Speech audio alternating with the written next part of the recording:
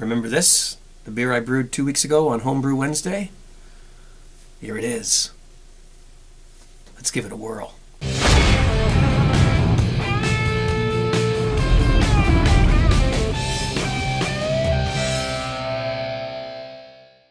Hey guys, happy Homebrew Wednesday.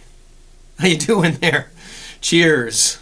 Thirsty Thursday. Yeah, it doesn't matter what it's called. It's the same thing every week anyway. So, yeah. Hope you're well. And I have this beer. Today's Homebrew Wednesday, Thursday, Friday, Tuesday, whatever you want to call it. It's just going to be me sitting here having a beer, discussing a few things with you as we're getting ready to wrap up another year of, of stuff. The holidays are almost upon us, and I'm looking forward to it. Looking forward to going to my mom's house and drinking all of her Caesars. The drinks that you make Canadian. It's a Canadian drink, a Caesar, made with vodka and Clamato juice and Worcestershire sauce, and it's just so good. I could get in big trouble on those things. I'll tell you right now. But anyway, let's talk about this. This is the beer that you saw me, if you watched 2 weeks ago, you saw me brew. I finally did a Homebrew Wednesday. And I'll tell you, I've been drinking this for a few days now. A beer only a crazy man would brew. But you know what? It's pretty good. There's not a lot of aroma. There's a slight caramel aroma and a slight hop aroma there. But what I really dig about it is the flavor. So let's get into it. And look at that nice powdery cap on top of that. Cheers.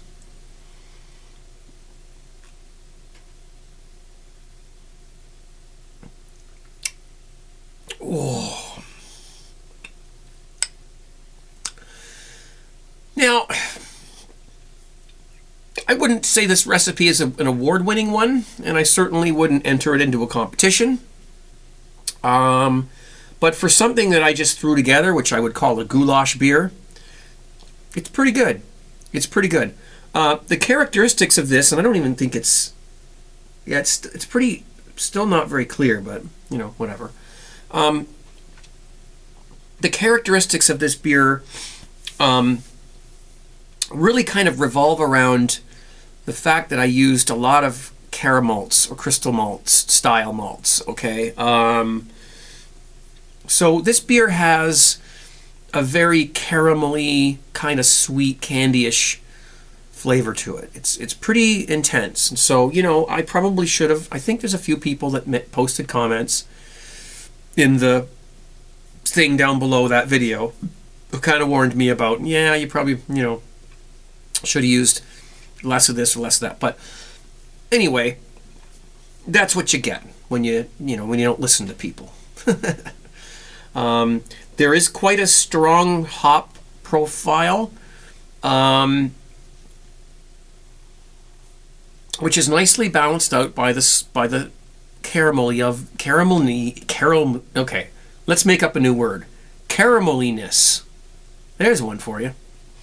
The caramel aspect of the malts that I had. So it did turn out good. And like I said, I was just using stuff that I had laying around. And that's fun. I mean, when you get to the, and I'm not trying to, I don't want to brag or anything like that, but when you get to a point where you can walk around your brewing dungeon and pull this and pull that and pull that and go, I'm going to make beer out of these things. I'm going to put this much of that in and this much of that. I'm going to put some of that in. We're going to brew beer tonight. And I don't know how this is going to turn out or what style it's going to end up at, but that's what we're doing. And when you can do that, and you should try it, when you can do that and come out with a fairly successful beer, you're doing pretty good. And I'm no John Palmer. I'm sure that John could walk around my dungeon here. It'd be great if he did.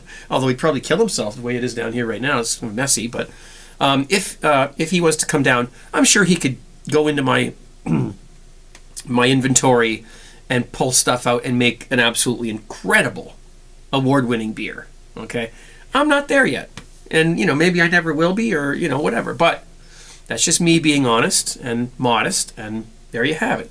It's a pretty good beer. I'm enjoying it.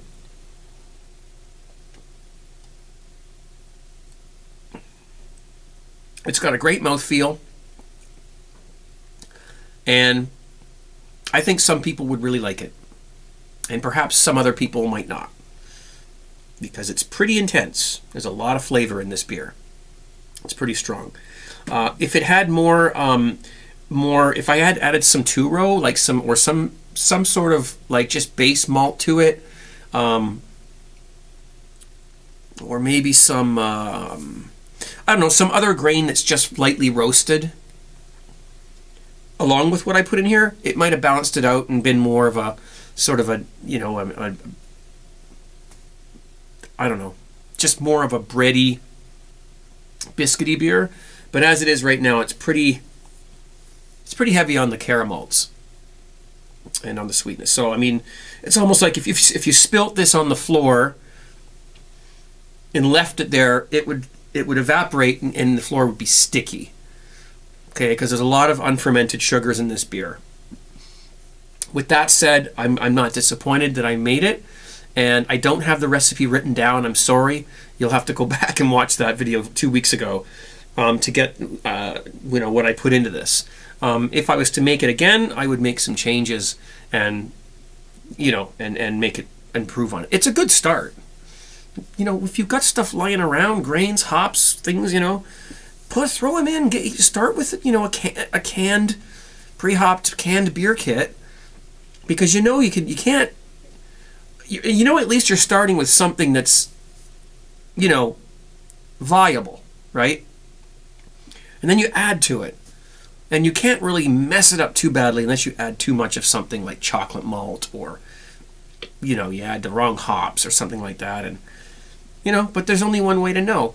And I think the other part of being able to do that is you can't be afraid of flavor. I mean, if the beer comes out a little bit less flavorful or palatable than you think, well, you're going to have to deal with it. I mean, just, you're going to bite your lip and just drink it. And now you know not to do whatever it was that you did. And of course, you can always go on the 17 Brew Crew forum and say, hey, this is the recipe I put together and here's how the beer came out. What do you think happened? Right? People are going to say, yeah, I think you put a little too much of this or that in. And then you can do it again and tweak it, and eventually you can come up with your own recipe. I'm just trying to encourage you, you're not always going to brew the best beer in the world. Okay? You're going to come out with things that aren't, but don't pour them out. Like, don't, you're going to have to live with your mistakes, or your learning experiences. I'd rather call it that than mistakes. And just drink it. Get it nice and cold and, live with it. But this isn't something I need to live with. This is actually pretty good. So that's it. Cheers.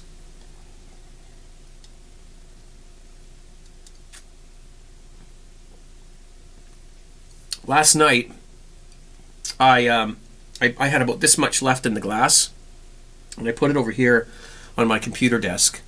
And I went up to do some dishes and putter around and whatnot. And I came back and I forgot that I had half a glass of beer. And I grabbed another glass and went and I poured myself another beer, and I just completely forgot about it. So earlier today I went to bed. I'm on a night schedule right now, so I'm awake during the night and sleep during the day right at this point. That'll probably change pretty soon. And so I got up and I noticed this was sitting there. And I thought, oh, that's a waste. There was no foam on it. It was just flat, So we're talking 6 hours, maybe 7 hours later. Maybe 8 or 9 even. A whole night's sleep later. I came over and this was just sitting there. That much of it. So I thought, well, what am I going to do? I mean, I'm going to pour this out, right? So I thought, okay, well, don't laugh at me, because I'm telling you right now, you can do this. I smelled it, and it did not smell bad. It didn't smell rancid. It didn't have any bad flavors or smells at all. Probably because there's quite a bit of hops in it, so the hops helped protect it, right? So I stuck it in the fridge. I left it in there for about an hour, now a couple hours. And then I brought it out, like I covered it with saran wrap or whatever. It was literally like this much, maybe even more. I took the cover off and I tasted it. and I'll be damned if it didn't taste just the same as it did the night before, except it was flat. So what I did was I carbonated it. I got my little gadget. I didn't bring it with me. The little gadget that screws on to the top of a bottle, and then you can put your CO2 on it and carbonate it. That's what I've got. I should have did it on camera, but I didn't even know if it was going to work. I took the beer. I got a clean beer bottle, a PET bottle. I got a little funnel, and I gently poured the beer into the bottle. I didn't sanitize anything because I was going to drink it right away, right? So gently poured it in the bottle, and then I screwed on the little gizmo that you use this. You screw it on, and then you take your gas from your CO2. If you don't keg, you can't do this, of course.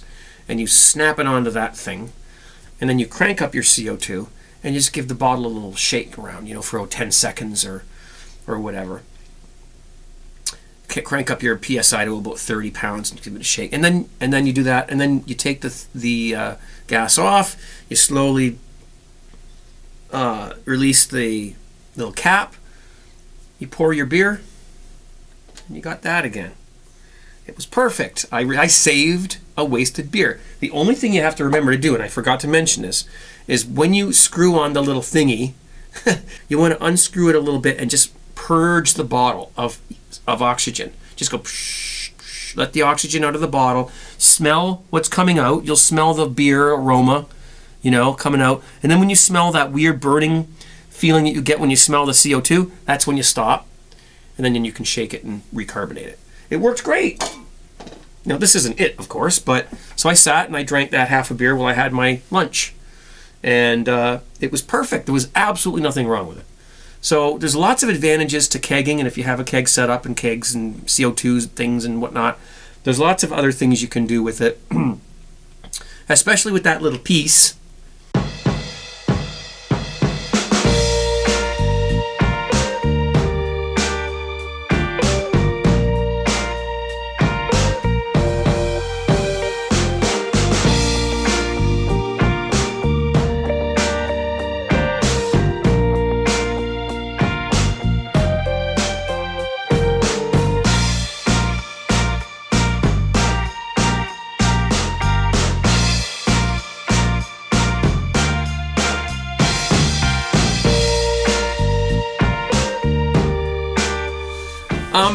Couple things I want to show you. A fellow by the name of CB Jimmy, who's been around for a while, and he actually put together a website for me about a year and a half ago, and I just never got around to attending to it. I feel kind of bad because he took out the domain craigtube.ca, and then he created this website, and it was a nice little website, but I didn't know how to maintain it, and I didn't have time to learn it, and it was just something that at that point didn't work. So, but I want to thank Jim for doing that. Now, he's got the craigtube.ca domain pointing to my CraigTube channel. So if you want to go straight to my CraigTube channel, where all my videos are, just craigtube.ca. Just simple as that. All right. He also sent me a message, and through PayPal, he sent me some money, enough to buy a couple cases of beer. And he said, I want you to take this money and buy what's called a classic Pilsner. Is that what it's called? And it's pretty good beer. It's very mild. It's not very intrusive. So, so I took that money right out, and I immediately, the next day, went up, walked there, and bought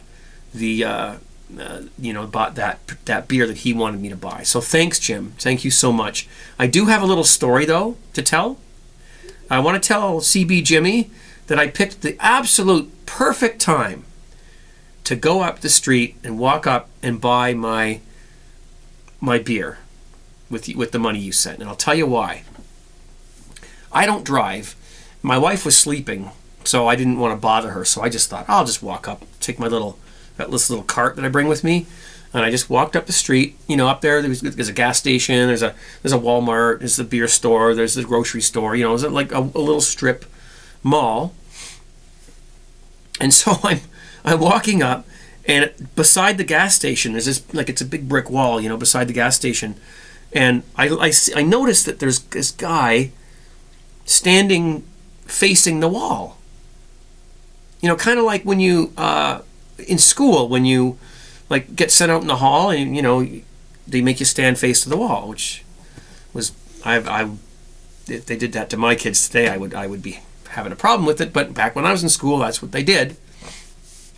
So anyway, so I thought, what the hell's that guy doing standing? I'm walking up, you know, what's he doing standing against that wall? Well, upon closer inspection, this dude, I mean, this is an intersection, 2 major streets, you know, stoplight, apartment buildings across the street. There's a gas station over there, a gas station right here. You've got Walmart, you've got cars and things coming, all, you know, traffic everywhere. This guy's standing there taking a piss against the stupid gas station wall. And I thought to myself, wow, what an opportunity for me to, you know, walk up here and get myself a nice complimentary case of beer, and I walk by this guy who's taking a piss against the gas station wall. Beautiful. What timing. Perfect. So there you have it. You know, if you hadn't sent me that little bit of money there, I would never have had the pleasure of witnessing some dude. He could have went around the back at least. Like, there's a back area where there's nobody there. Nope, right out there, you know, just having a pee. No problem. Anyway, that's that. Let me pause the video and I'll grab a tip of the week. Hang on. Okay. You know, when this comes from Brew 30. Calls himself Brew 30. And when you're doing an extract brew or a partial extract, you know, you get the beer kits with the plastic bottles that are full of liquid malt extract. I'm sure most of us have done that, you know. So what do? You know, you're making your beer, you add the liquid malt extract to the water, to the wort, and then you got to rinse out the bottle, right? With hot water to get it all out, right? And I had this happen myself. What do? You put the hot water in there, you put the cap on, you shake it, and then it goes psss, it sprays out all over the place under the cap. So because it builds up pressure in there from the hot water producing steam, right? So what do? Well, when you're going to rinse out your plastic bottle, you fill it half full with hot water, and then before you put the lid on, you squeeze the bottle. Squeeze it, and then put the cap on tight. That way when you shake it, it gives it extra room to expand, and you won't have that problem with it squirting out the lid or burning you or building up extra pressure and whatnot. Great idea. I never thought of it myself. Now next time I have one of those plastic jugs of liquid malt extract, I'll know exactly how to deal with that. So thank you to Brew 30 for that tip. Keep them coming. I'll get through them as best I can. You know, this is great information for all of us. So listen, guys, I'm pretty much out of beer and I'm out of here. So I want to thank you for being here. I bought a new phono cartridge for my turntable. It sounds awesome and I can't wait to sit down, listen to some vinyl. Why am I whispering? I don't know. I have no idea. Just it's one of those things, you know. So that's awesome. It's my dream audiophile phono cartridge, and it wasn't that expensive. And I got some money given to me from a viewer. And anyway, long story short, I had the funds to buy the thing. I ordered it, and it came today. And I didn't expect it till the end of the month. And the screws are in there. I've already installed it. These are extra screws that came with it. So it's an Audio-Technica AT440 MLA. And I got a really good price on it. But it's an audiophile cartridge that is absolutely raved about everywhere. So hopefully this Friday I'll be using it on my broadcast, if I broadcast. And that's another whole issue. If you're looking for updates, whether I'm going to broadcast or not, Friday night rolls around, I'm not live yet, please go to craigfairway.com, scroll down a little bit, and you'll see a little box that tells you whether I can broadcast or not. If there's a reason why I can't, or if a reason why I will be late broadcasting, there's where you'll get all your information. So nobody can say that I haven't posted. Because last week there was like a guy who was like, he's complaining, it wasn't updated, and I apologize for that. So it will be updated. It's craigfairway.com, and just scroll down slightly, and you'll see the little box. Okay. Before I go, I got one more thing I want to show you. Something really cool came in the mail from my t-shirt manufacturer, tgtshirts.com, and he sent me this. Now, this is I don't know if I can move back far enough. This is a huge Craig Tube shirt, and if you notice the gold on the bottom there and those leaves, wow, that is really cool. And the long sleeves, he's got Homebrewing on the side there. It's still sort of all folded. I haven't really put it on yet. Isn't that neat? Now, these are not going to be for sale, and the reason why is because he says they won't last.